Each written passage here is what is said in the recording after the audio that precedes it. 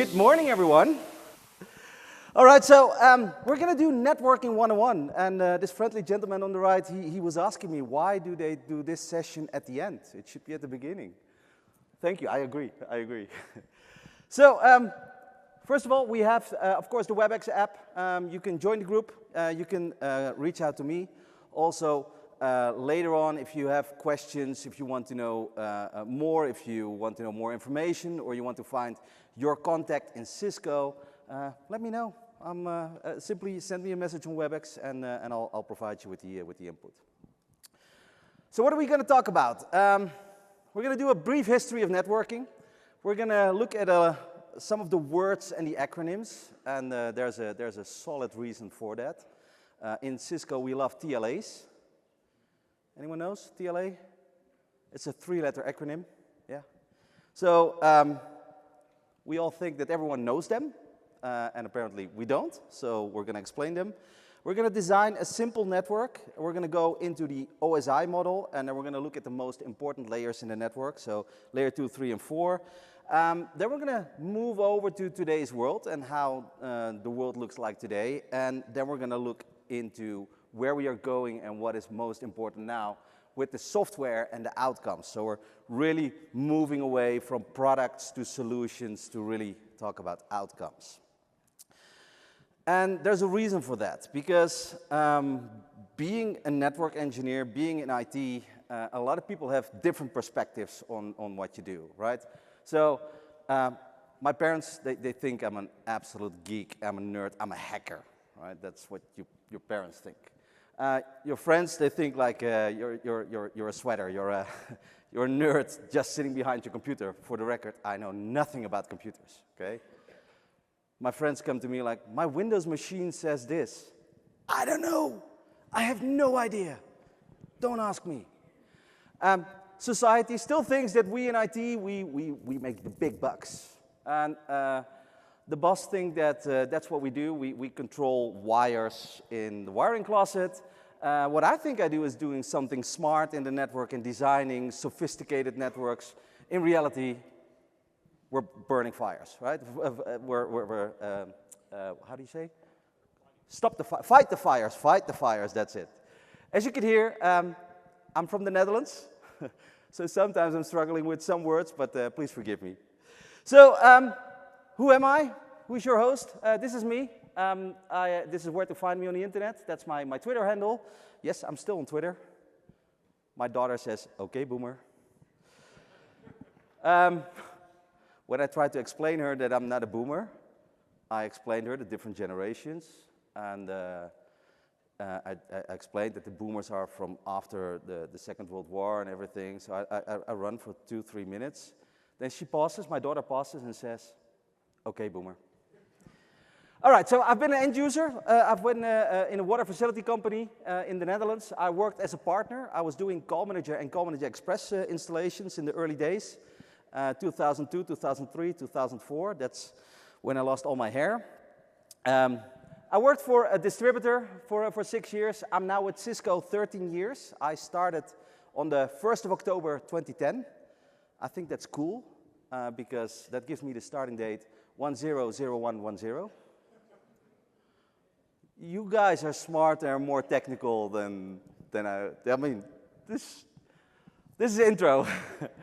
I'm a CCSI instructor for 18 years. In my spare time, I'm a dad, I'm a runner, I'm a cook, and that is exactly why I run. I do mountain biking, scuba diving, snowboarding. I'm a singer in a ska reggae band. I'm a Wi-Fi enthusiast. Together with my good friend Jason, we have a YouTube channel called The Basement Series. We are doing technical updates in a entertaining and fun way. If you want to see The Basement Series, simply scan the QR code and you can find our series.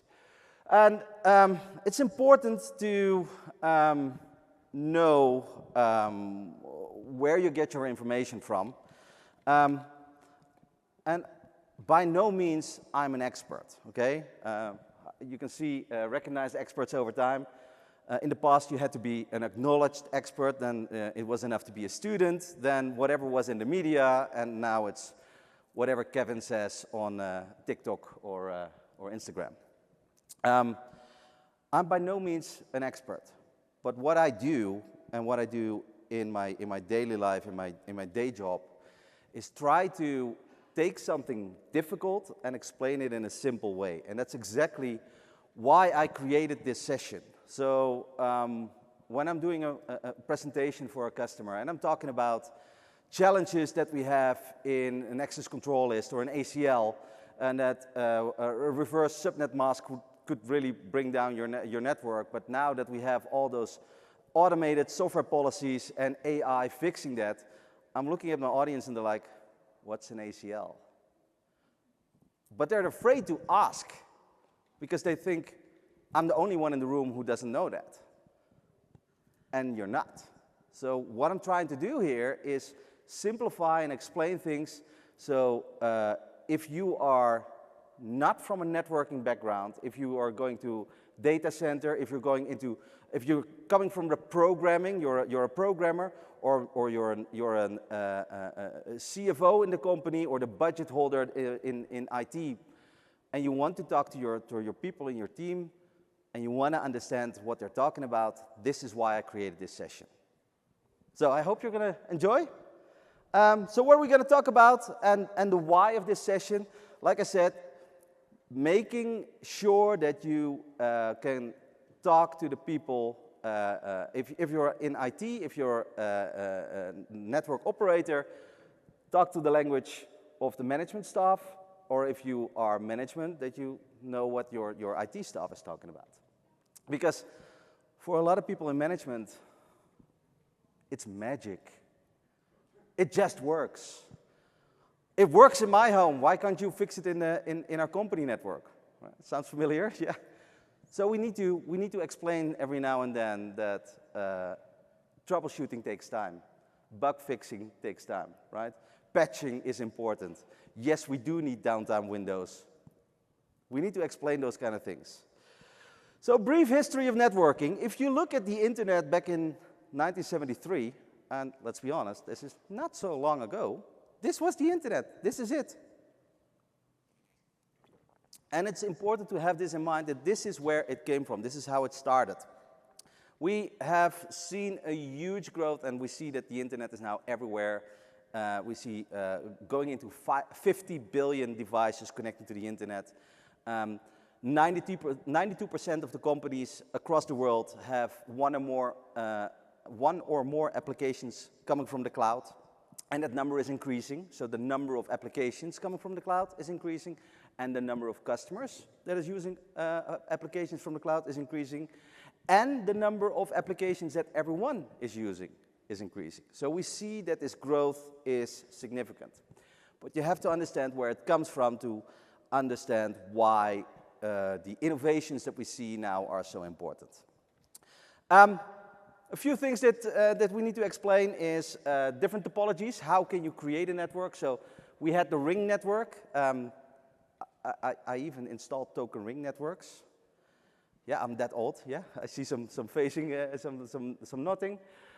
Mesh networks, where multiple devices are connected, but not everything is connected to each other. But we also have fully connected or fully mesh. That means that every device is connected to each other. The star network, the tree, and I don't know why the R is behind the T, but the tree, the line, that was the easiest one, but also the one to break the fastest. The bus network. So these are different topologies that we are seeing. And what you see now most commonly is a mesh or a fully mesh is the most common that you see in networks. And now going back into the history, starting the history with Cisco. These are the founders of Cisco. Does anyone know the year? 84. Well, very good, yes. You win a sticker. Do we have a sticker? We don't have any stickers anymore, sorry. Sorry, okay. So, indeed, 84, yes, Stanford University. Lerner and Bozak, they both worked at Stanford University. And it's actually some sort of a love story. They were working in two different sides of the campus. And they created a product to communicate across those campuses. And it was like in primary school when you were in love with a girl or a boy in the class, you would throw that little paper to the one that you liked, right? And hoping that your classmate would not pick up the paper, right? Yeah. My kids nowadays, like, you send them a text message, like, no, it was fun to throw that paper. So that's what they did. They threw a digital paper to each other on the campus. And then they found out, like, hold on, if we can make these two campus networks communicate, there might be a solution in here that other universities might be interested in. And that's how they started Cisco Systems in '84. It took 2 years before they had their first commercial product. And during that time frame, Sandy kept working in an outside job as well. So she had another paid job to provide an income. So that tells you 2 years were just R&D and developing the first product. It took until the 90s when they had a first official CEO, John Morgridge, and he was the first official CEO. He had different visions than Sandy and Bozek, and unfortunately the one was fired and the other one left, but don't worry, they had a good, nice profit from their startup, which, for the record, almost 95% of what they made, they gave away to their favorite charity. And they also said that this behavior we want to be in the roots and in the foundation of Cisco. So if you see our current purpose to power an inclusive future for all, that is still embedded in their beginnings. Unfortunately, Bozek and Sandy, they split in the 90s, but both of them, they're good. And then in 1993, we did our first big acquisition, our biggest acquisition back then that had a huge impact. Anyone an idea? It was not Aeronet. Aeronet was in 1999. Yeah, 1999 was Aeronet. It was Crescendo, and that is actually where is the foundation of today's Catalyst line of switches. So from that moment on, switching became part of our portfolio, and we became the routing and switching company. So that is almost 10 years after the start. Talking about a switch have a different meaning for different people, right?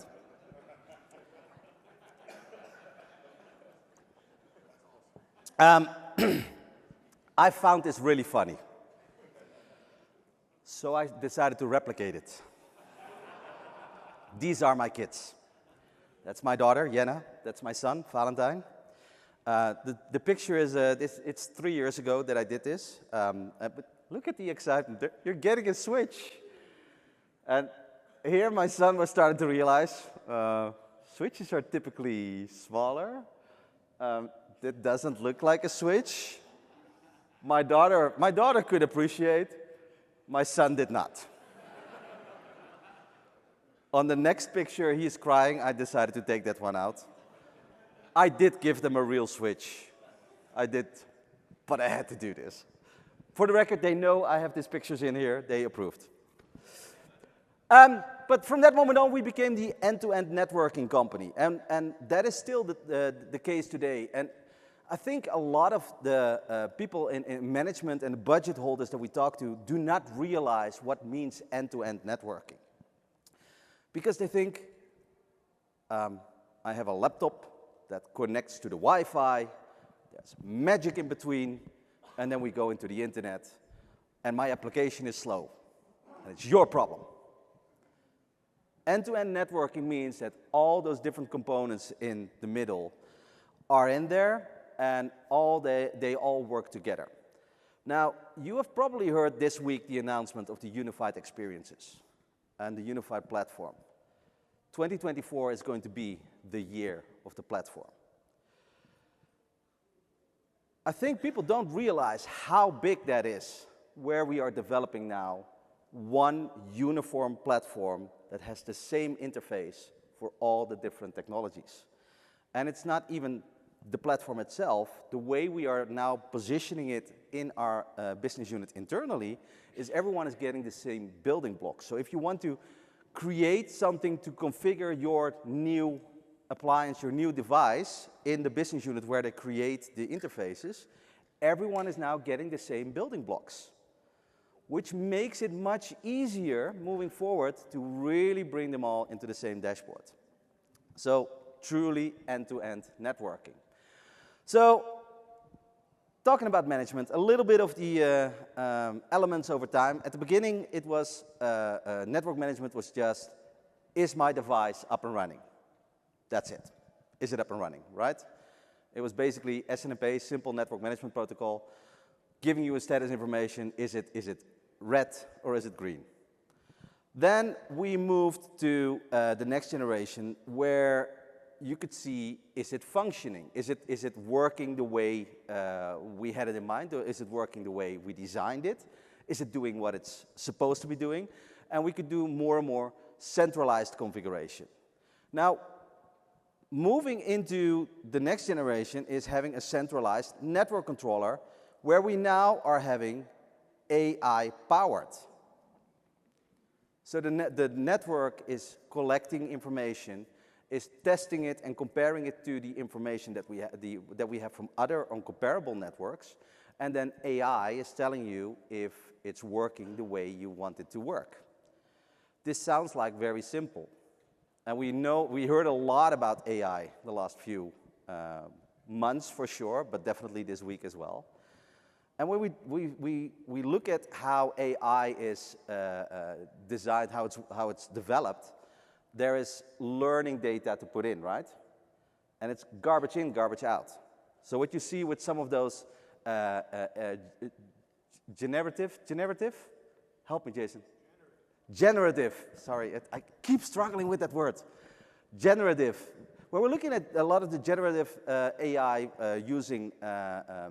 generating pictures, if the input was bad, then the output is bad, right? They're using stock copyrighted pictures as input, then the output is going to be copyrighted as well. The way our AI is being generated, how it's learning, is 35 years of networking, 35 years of experience, and 35 years of end-to-end networking experience. Not just switching, not just routing, not just security, not just voice, all. Garbage in, garbage out, gold in, gold out. I have seen, if anyone has not seen the Whisper Suite yet, I would recommend you to go and try to get still a demo at the Whisper Suites. It's amazing what they can do now. And if you see what's on the roadmap, I was amazed. Our life is going to be so much easier. And central is the DNA controller combined with the cloud dashboard. You will see them really being integrated, and you see more and more devices being able also to be able to configure from the cloud. Not just monitor, but also be able to configure from the cloud. All right, I promised you some common words and acronyms. And no, it's not you that is stupid, the acronyms are. All right, we're going to start very simple. We're going to do some ANs. These are acronyms that end on AN. Anyone can do one? Yeah, you're very good. Yeah, you know this exercise already. Yeah, we're going to do AN. So the easiest one, the simplest one is the LAN. Everyone knows the LAN, right? Then the bigger one, by the way, they're on the order of size. So we have the LAN in the middle. The biggest one is the WAN. It's the wide area network, right? Then in the middle, we have the MAN. It's the man in the middle. That was the worst joke of today. That's the metropolitan area network. It's a lot bigger than a LAN, but smaller than a WAN. Then we have the PAN. That's the personal area network. Anyone use this? Yeah, very good. It's Bluetooth. You use it probably every day. Bluetooth is a great example of PAN, personal area network. I also heard the VLAN.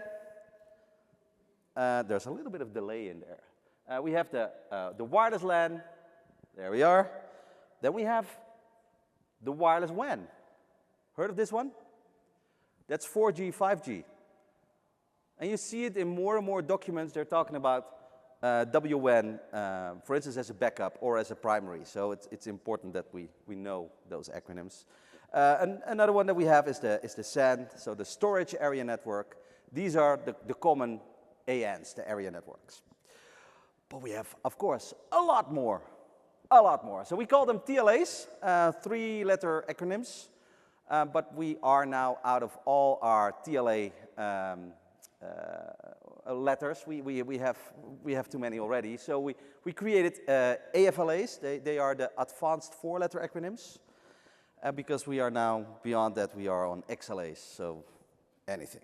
So as you can see, a lot of them. We're going to look at the most important ones. So start with the PSIRT. That is the Product Security Incident Response Team. That's a centralized team. As soon as there is a known bug or an issue, they send out a PSIRT alert to the customers that have those products, that have a service contract, and inform you and say, hey, there is a PSIRT. We can now do that in more and more of the cloud controllers. We can do it automated.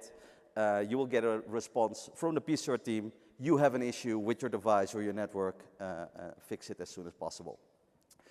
We have STP, that's the spanning tree protocol that prevents a loop in a network. If you would create 3 connections to a switch, and this is very normal to make these type of connections, right? To connect switches to each other. But if they don't have spanning tree, they will forward messages to each other and really bring your network down. So a long time ago, we created a protocol called spanning tree. There's also rapid spanning tree.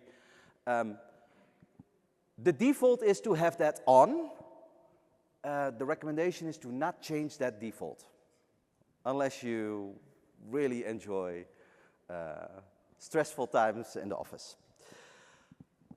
We have PoE.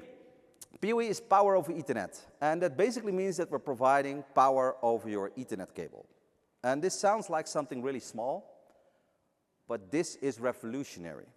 If you look at what we are doing today in the hybrid work, in the hybrid world environment, where we are doing sustainability in buildings, and I'm pretty sure you have done sessions around this week as well, you see the latest generation of PoE. So the first generation was PoE. Before it was a standard, it was called Cisco Inline Power. It was back then 7.2 watts that moved up in the standard 802.3AF to 15.4 watts. That was for a long time enough to power our IP phones, to power our Wi-Fi access points. It's always funny when you talk to someone in the management team and they're like, we need power in those access points. They're like, why? They work. Yeah, they are powered through the Ethernet cable. Really? Yes, really. It's not magic. So we created then 802.3AT, the next generation of power of Ethernet, going to the 30 watts. From there we had PoE Plus, and now we are on UPoE, so we can do up to 90 watts on an Ethernet cable. That means that in the new offices, if you are going to retrofit your office, you can actually remove your AC outlets and have everything powered through the network, including your lights, including your electronic desks, and even including your laptops, because we are getting dongles where you are connecting your laptop with USB-C to a UPoE port. This gives you so much more flexibility and also so much more control, not just on the network, but also on your energy consumption. Because you can move your desks around to wherever you want, right? All you need to do is have an Ethernet connection to be there, which is a lot cheaper than an AC connection. But now it's also controlled and managed by you from the network perspective. So you can see how much power is consumed, and you can collect that data, and you can combine that with presence information from Cisco Spaces. You can reduce your energy consumption. You can run reports on it. You can analyze that on the Monday and on the Friday. We actually found out that there's no one in the office, so why are we powering up everything? It's a huge, huge benefit. And you will see that UPoE is, Universal Power over Ethernet, is the standard moving forward in office environments. VLANs, virtual LANs. Being able to provide multiple networks on one device. Very simple example, you're a school, you're a high school. If you would not have any VLANs, the students and the teachers would be in the same network, and the printers, of course. So it would be a student network and a teacher network and a printer network. But now you have a smart student who is a little bit smarter than the teacher. This happens. And they found a way to come into their school database.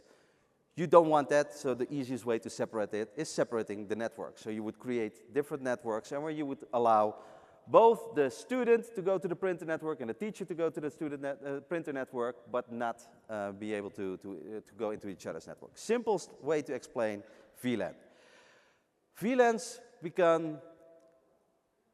can become really difficult to manage if you are a larger network and you have more than 100 VLANs. It becomes a nightmare to manage that. And I've seen customer networks with 5,000 VLANs.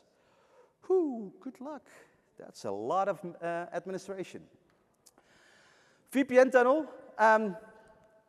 Funny story on the next generation of security products that we launched, the security cloud products. The company that started the VPN industry is also stopping the VPN industry, because we're really going into zero touch and fully automated security solutions, where the security is embedded in your entire network from the endpoint, and it doesn't matter how you're connecting with what device, if you're in a public network and a private network, if you're connecting through your Starbucks, you are secured from the endpoint all the way into the internet. But it started with the VPN tunnel, which is really an encrypted tunnel from your location into the internet. There is the ACL, the access control list. Very often when I'm talking to a customer and we're talking about network management, we're talking about security, we're talking about ICE, and the importance of segmenting the network, and then we go into access control lists, and I ask someone in the room, I said, when was the last time you touched an access control list? Anyone in the room recently touched an access control list? Yeah? Yeah? Okay. I'm going to ask you. If we go to your access control list, and we go in there, we do Control A, Control C, we go to Word, we do Control V, and then Control P. What did I do? I copied the entire access control list to a Word file and hit print. Yes. How many pages am I going to get? A lot. A lot, yeah. More than 30? Yeah, all right. So now I'm going to point you to page 23, and I'm going to put it on the line. I'm going to ask you, why is that line there? Can you tell me? Don't worry, don't worry. The answer is no, and that's absolutely fine. So then I ask, can I remove the line? No, no. Don't fix what ain't broken, right? We see this with a lot of our customer networks. We see that those networks became bigger and bigger and bigger and bigger, and more complex and more complex. And I've been in the networking industry since 1997, and I'm going to move around a little bit. And in 2003, 2004, if I would ask a network manager, why did you design your network the way you did? They would tell me, well, I have this network here with this IP range over there, and I made this access control list because of these quality of service settings. This is why we designed this network. All right. If I ask the same question to a network manager today, they will say, I don't know. It was like this when I got here. That's how it's always been, yes. Those networks became really, really big and really complicated. And no one can understand why things were designed the way they were back in 2007, when you inherited that network 2 years ago. So we need to simplify this for you. We need to make it a lot easier for you to understand why the things are the way they are. And then we have quality of service. By the way, when I did my CCNP voice back in 2006, 2007, The most horrible book I ever read was a book about quality of service. I still have it next to my bed whenever I can't sleep. That's the book that I read. It was difficult, but understanding it, that really made me a good network manager because I really could understand why things are the way they are. Do we still need quality of service today? Absolutely yes. But the good news is we can do it now. We can now do it on layer 7. We can make it a lot easier. We can do quality of service from the application perspective. But a funny line on the book about QoS is the best way to solve your packet loss issue is adding more bandwidth. The best way to solve your jitter problem is add more bandwidth. The best way to solve bandwidth, add more bandwidth. But having the biggest pipe, that is no longer the answer, no longer the resolution, right? So you need to have quality of service to be able to prioritize one type of traffic over the other. But the good news is you can do it now from the application layer, and we can even do it in environments that are not in your network, like in a public cloud environment, like Amazon, like Azure. Other devices, the switch, the router, the multi-layer switch, the hub, the management interface, the access point, and the firewall. So we're going to zoom into them all in a minute. So we're going to design a simple network. So in the past, you would simply create a flat design. So they were all layer 2, all in the same IP range, and you still see a lot of these very simple networks in an SMB environment. And from here, connecting to the internet, and your applications are coming from the internet. Then the next level was to create a router on a stick, because all the switches were layer 2, and if you wanted to create VLANs and wanted to have IVR, inter-VLAN routing, you would create a router on a stick. So the router would be the routing between the VLANs. Collapsed core was basically the design. We call this the Dutch design because it's the cheapest option. I'm Dutch. I can make Dutch jokes. Collapsed core, really meaning that you have access and distribution also in layer 2, and then the core in layer 3, and from there the internet, and then going into distributed design. This is the most common, where you have access, distribution, and core, where you would have the access layer. This is the cheap option, the access layer in layer 2, and distribution layer in layer 3. The way you would design a network today, you would do it probably everything in layer 3. We will come to that a little bit later. So what are things to keep in mind when you're designing your network? Understand what is the purpose of that network. Understand what do you want to achieve with that network. Use it, make it as simple as possible, and make it hierarchical, so there's no single point of failure. Make it scalable, minimize downtime, so if there is no single point of failure, use the state-of-the-art techniques, and of course, try to be as cost-effective as possible. So here you see the most common design that we would use today. A 3-tier hierarchical design model, access, distribution, and core, and you see the main functions that you see in there. So for instance, also power over Ethernet you will also always only find in the access layer, and in the QoS you will typically put in the distribution layer, and then you have it available in the access layer as well. So you heard me talk about layer 2, layer 3, and so on. For those that do not know where that comes from, we're going to talk about the OSI model. Really? Yes, we're going to talk about OSI. Because this is what we need to explain to understand what we mean when we're talking about the different layers. So, OSI is how we communicate between two devices, between two clients on a network. So we see the 7 layers: application, presentation, session, transport, network, data link, and physical. And then we see a process from data where there's information added to it. We call it encapsulation.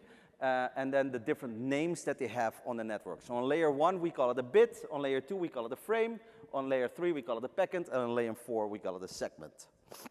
Everything above that is data.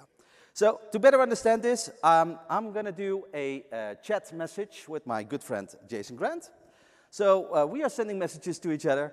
And hey, buddy, how you doing? I'm in the Netherlands. He is in Seattle. So We do this through the internet, and basically from my computer we're sending bits to the other side of the world. Magic! So we're using an application. In that application, I'm typing my input. That is defined on the way how it looks. So the presentation layer is how does it look, right? So you will find extensions on how it is published to the other side of the computer. You will find it over there. And then the data is generated. Then the session layer is basically asking the computer on the other side and everything in between, are you there? Yeah, I'm there. Are you there? I'm there. Are you there? I'm there. And if they don't get an answer, then you get the session interrupt. That basically means that, hey, he's no longer there, right?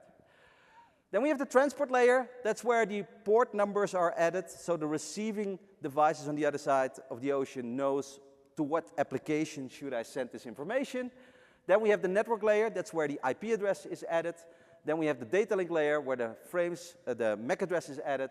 And then we have the physical layer, where the actual power, the actual zeros and ones move over to the other side of the ocean. They are received, the IP addresses. It's looked at the MAC address. Yes, this is for me. Looking at the IP address. Yes, it's still for me.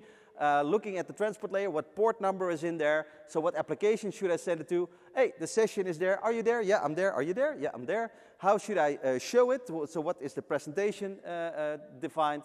Now I know to what application I should send it and how should it look like. This is the simple explanation of what is the purpose of the OSI model. Do we still need to know this? Yes, because this is basically how the entire internet is built. This is still how it is today. We call this process encapsulation, also decapsulation when you are going the other way. And basically, you're doing this. So you're putting one type of packet in the other. How do I remember those 7 layers? So I always say in all my trainings as well as an instructor, I don't care how you remember it, as long as you remember it, right? So there is ways to remember those 7 layers. And these are the most common ones. So we have application, presentation, session, transport, network, data link, physical.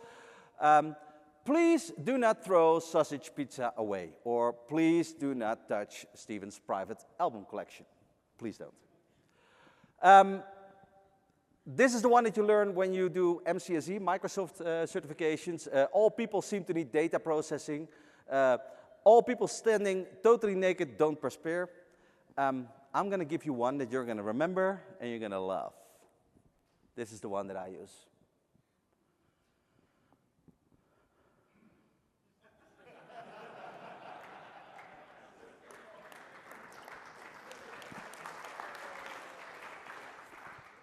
It's not just 7 layers, there's also layer 8. You probably maybe have heard of the layer 8 problem. A layer 8 problem is the user. It's a layer 8 problem. And above that we have administration, we have government, there's rules, there's budget, so there's other things.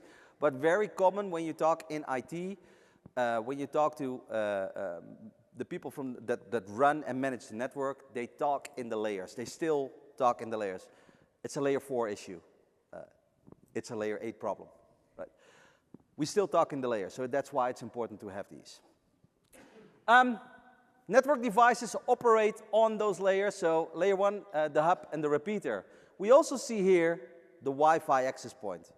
That's important to realize. People think that for Wi-Fi that's a wireless switch. It's not, it's a wireless hub. However, where we are now going with the next generation of Wi-Fi access points, it has a lot more functions where you could say it operates like a switch, but it's not where we are yet. So it's still layer 1, layer 2. The bridge and the switch, as you can see, layer 2. The multi-layer switch, the router and the firewall, and you can see the firewall going into layer 4 as well. And then the user using the applications.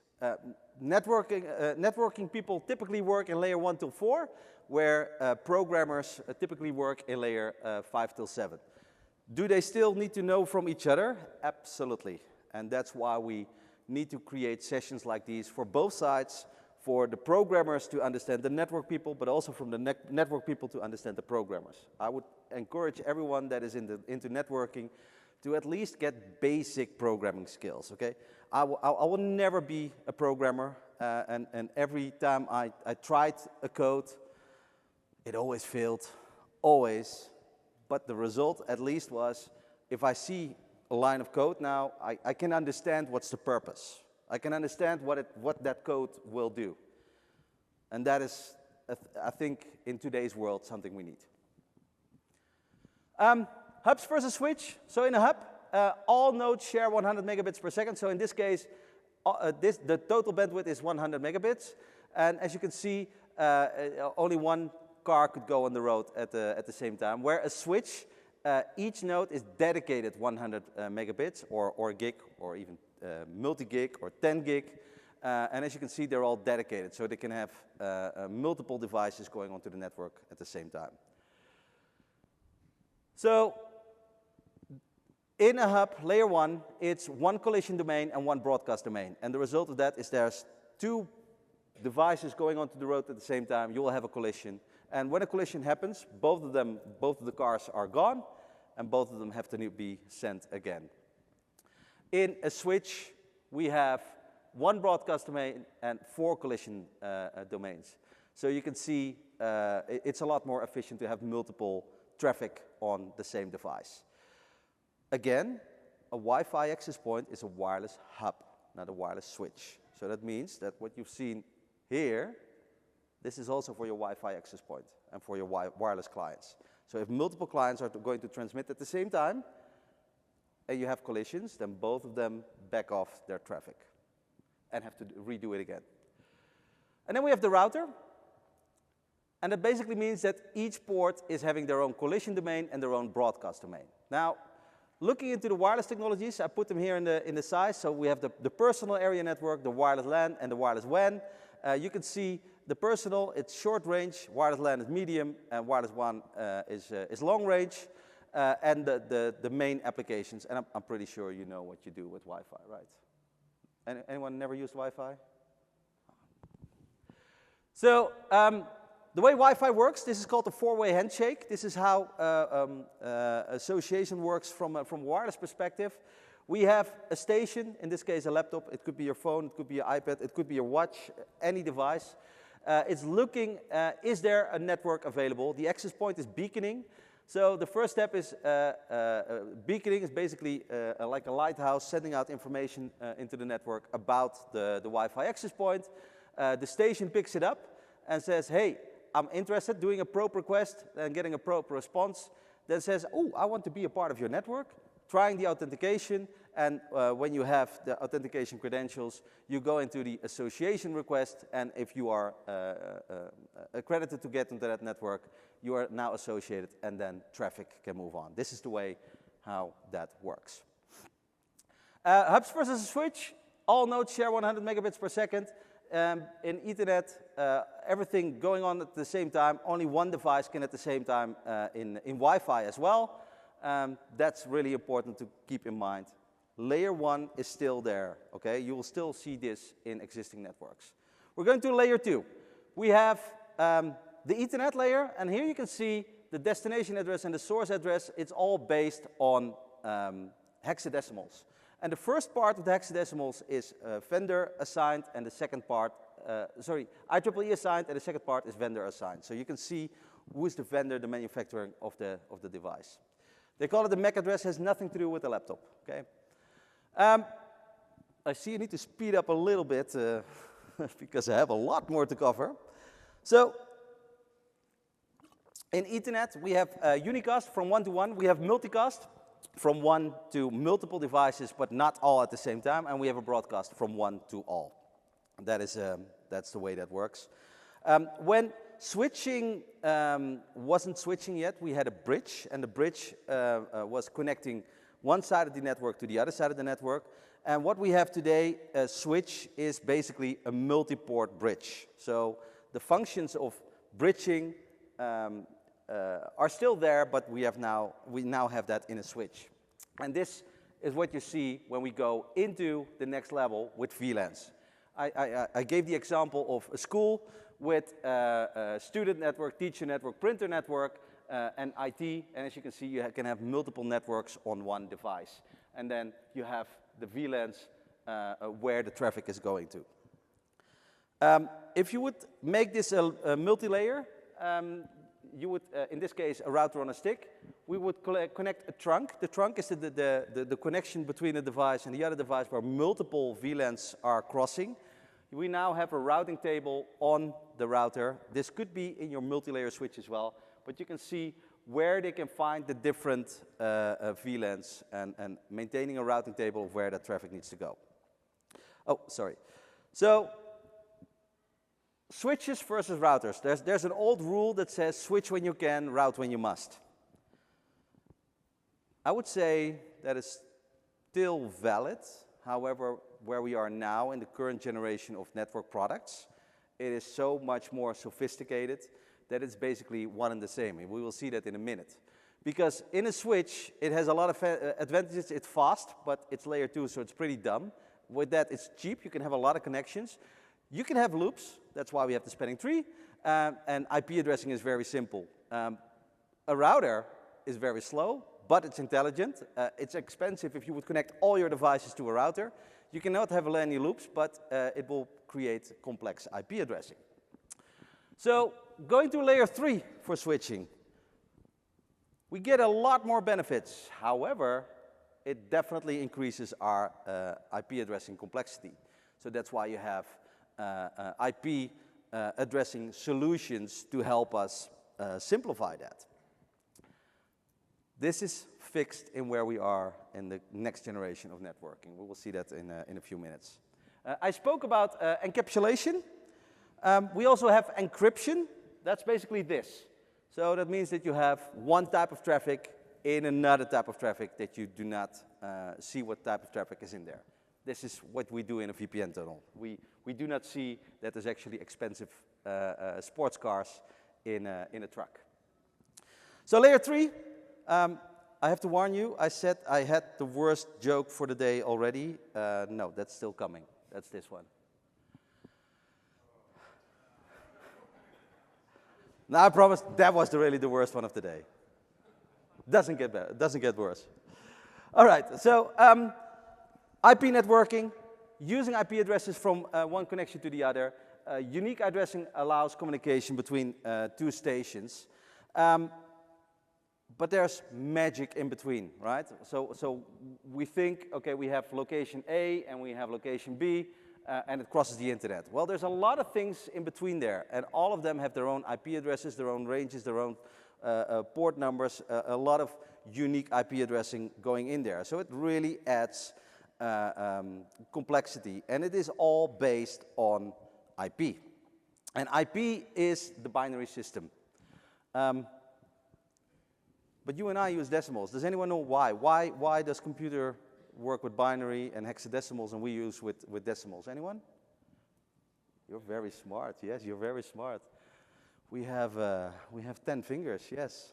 So when we were living in the caves, like a couple of thousand years ago, and we wanted to count our children, the best way to count our children was with something that we have. And we have 10 fingers, yes. So that's why we indeed have our decimal counting system. That's the way we count. A computer does it differently. A computer works with binary and hexadecimals. So hexadecimal, they call the base 16. So it's 0 till 9 and A till F. So the highest value is 15. Okay, this is 15. This is called base 2. So basically 2 values, and this is base 10. Also, when we're counting, for hexadecimals, we go from the right to the left, and from the decimals, we go from the left to the right. So, looking at an IP address, we see this is a very common IP address, 172.116.122.204. This is the binary, and like I said, from the right to the left.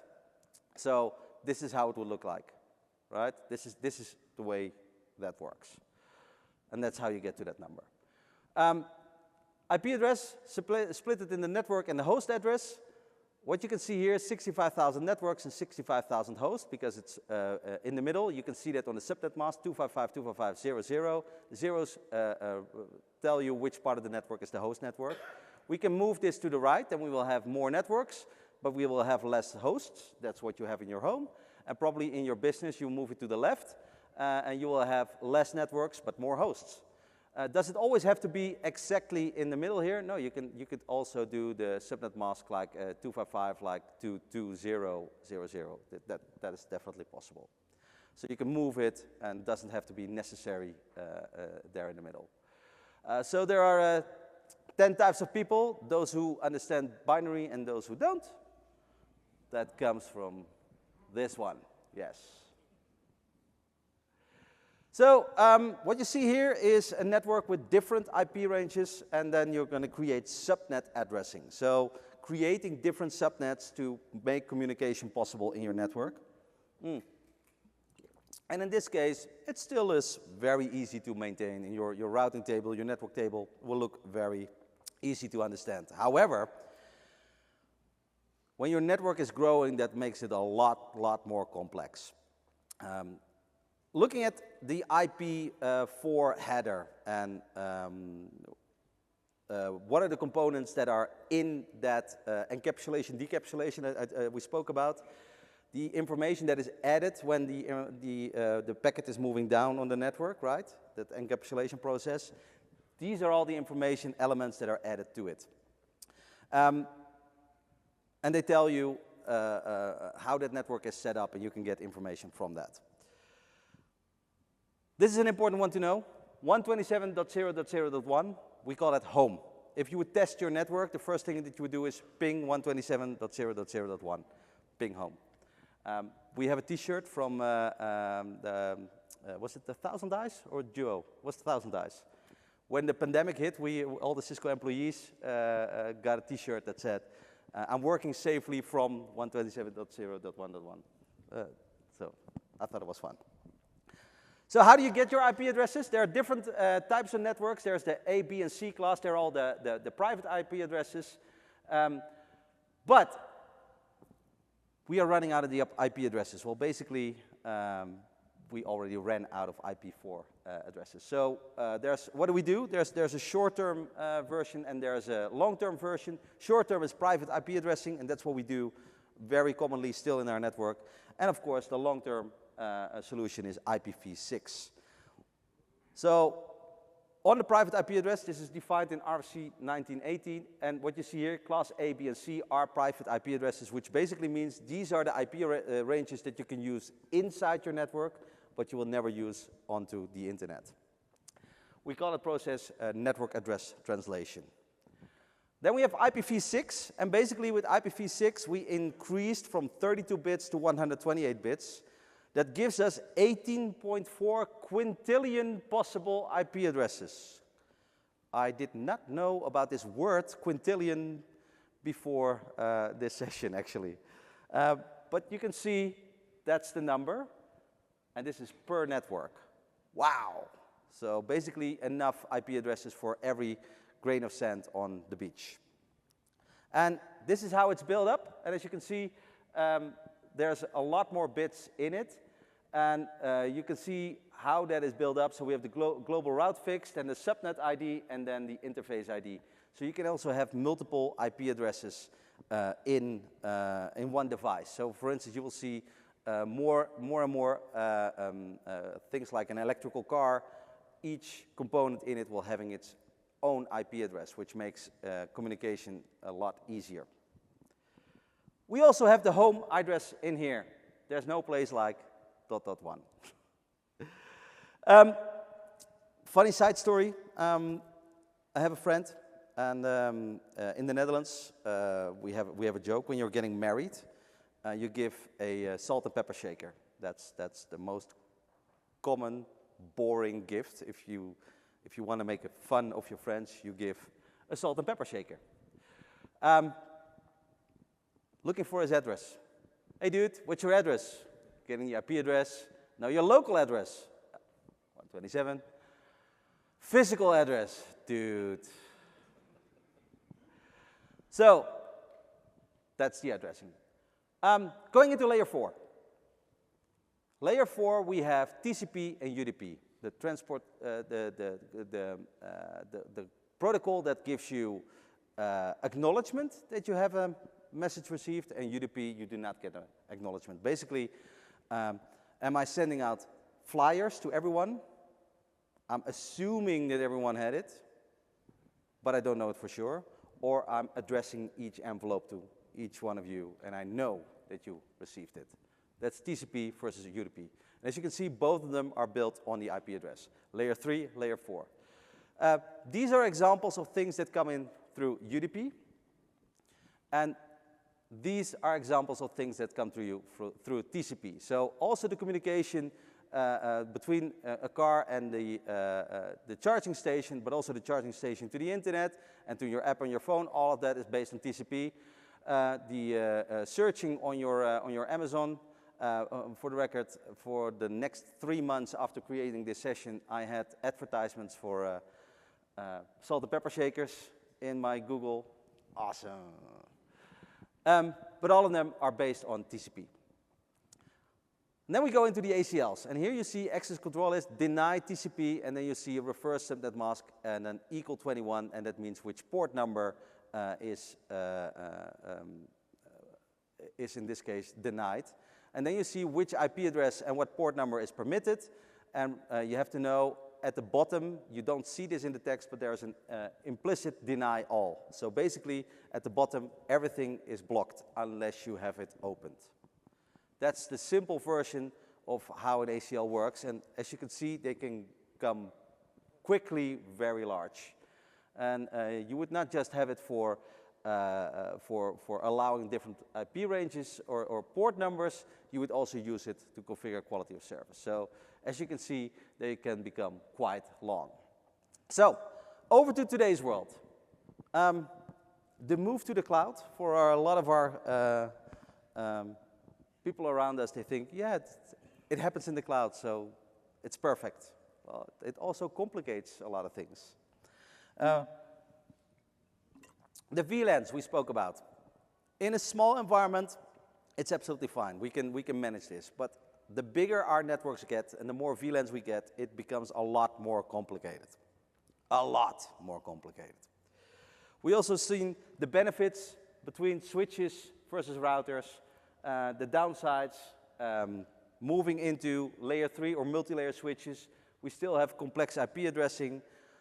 Where we are today is that you would create an overlay, and in that overlay you would have a software overlay, and then you have all the benefits from the best of both worlds. Your IP address moves with you on your network.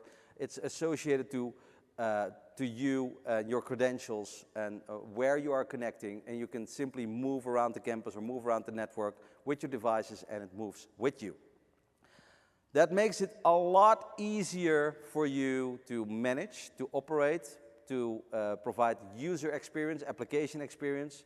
But now also, because it's all based on the software, we can get data from it that is connected to your other systems. So you can really have overlay and apply policies to that and use the data from your different systems to improve that.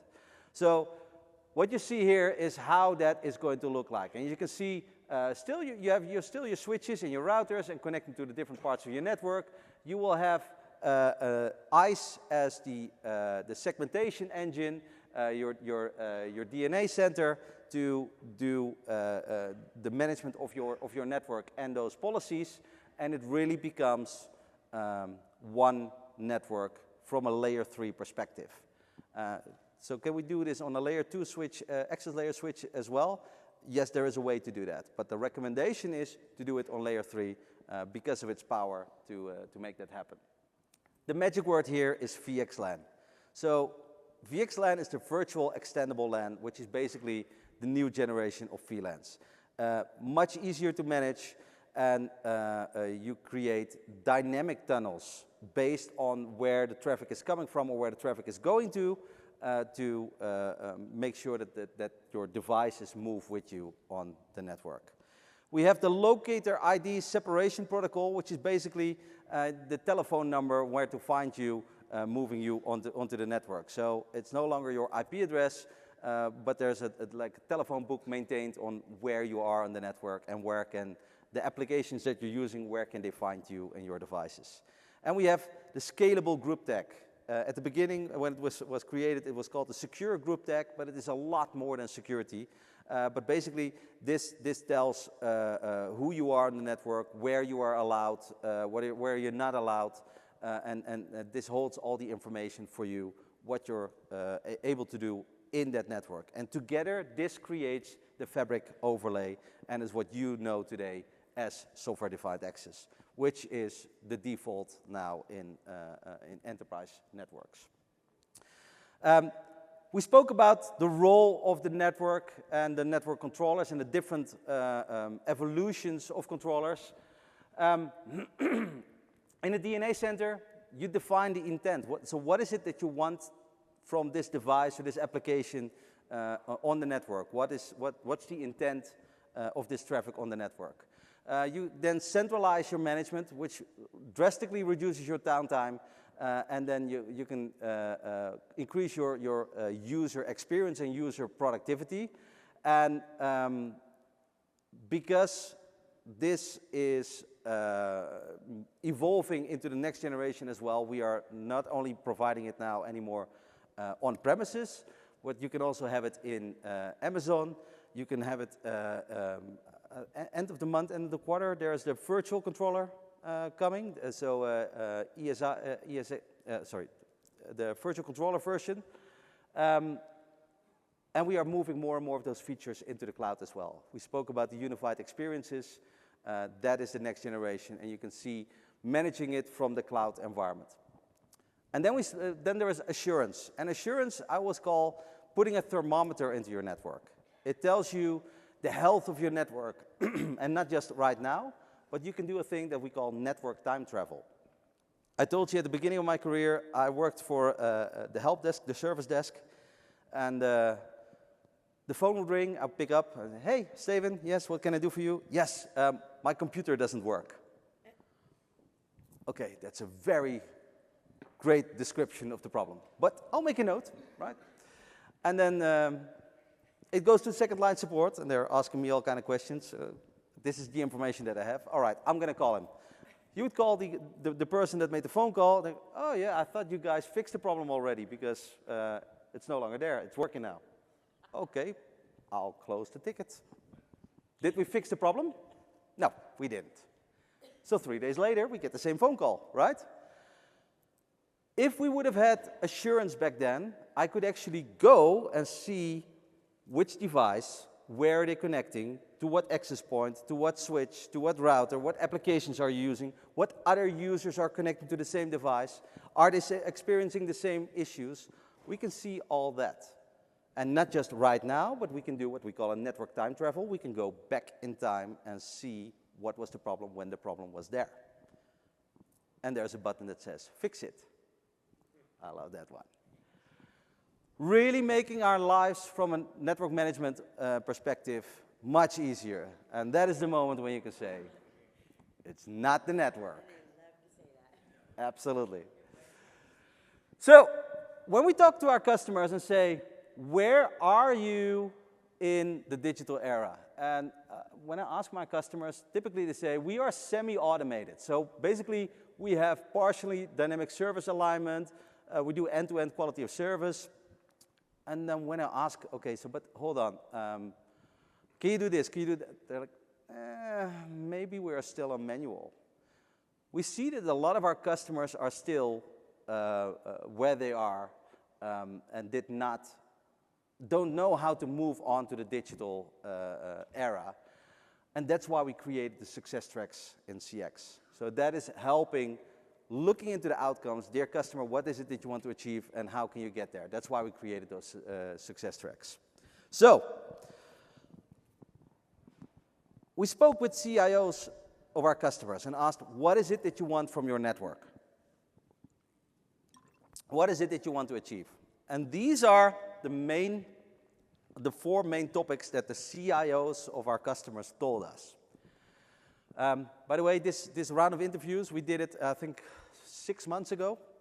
And in the round of interviews, we spoke to 320 customers from small to large. These were the 4 main topics that they give to us. How do we get people back into the office?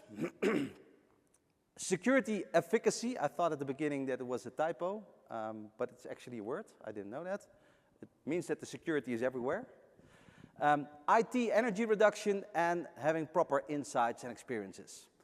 What I love is that the foundation of all those outcomes is the innovation in software. So let's jump into the back to office. 64% of all employees are demanding flexibility, especially when we're talking to new generations of employees. When we're talking to, think about this, in 5-6 years, 70% of the employees in the company is going to be Gen Z. That means that they grew up with IT. They do not accept that a device or an application is not working. They do not accept that you have to sit in a cubicle and there's no daylight where you sit in that cubicle. They don't accept that anymore. They demand flexibility. So people want to work from everywhere. Work is something you do, not something where you go to. Different working environments, and we see that 98% of all meetings moving forward will have 1 or more people joining that are not in the same room. Interesting second data point is that only 6% of all the meeting rooms have video equipment. That's it, 6%. There's a lot of things that we need to improve to really make hybrid work work. So that's why we created these hybrid work solutions. So we have at the bottom the hybrid work software offer that's helping IT to manage the devices, enable video collab, secure the devices, and really improving the user experience. What is important is that you do not have to be technical to use today's technologies. Work from office, making it a lot easier to share, to use the space with collab technology, and having a network that supports voice and video in every meeting. And then work from home, work from where you are, but having the devices that are properly secured, that have proper audio and video quality. And if someone is connecting from their home network, that you, from an IT management perspective, can manage that network, even though they are on their own service provider home network. So that's why we created those offers and those bundles to make those things a lot easier. Nobody makes hybrid work better. This is built on our history. Security efficacy. If it's connected, it's protected. Security is a process, not a product. That's what I say. That's what I always say. It's not just a product. It needs to be everywhere. And I love this one, the security reference architecture. It's free. It's available on the internet. Simply search Cisco Security Reference Architecture. If you want to see how all those devices and solutions are connected, XDR, Secure Cloud, is the backbone to connect all these security solutions. And with that, we are unlocking the cloud-native security platform, making security much easier to do. It's fully integrated, it's open, giving you the full perspective from a security, what is happening on your network. If there's an issue, if there's a challenge, what devices are impacted, what sides of your network are impacted. But security is also for the users connecting from their home environment and from the public environment, having Duo for zero trust to properly secure your environment, independent from where you are connecting or what application or what device you're using. And then energy reduction. In Europe, for sure, this is a very, very high topic. And I'm pretty sure that you want to reduce your energy bills as well. We see that 98% of all companies have a sustainability as a strategic initiative. And I'm pretty sure that 100% of the people here in the room have felt the pain of price increases, of the energy price increases.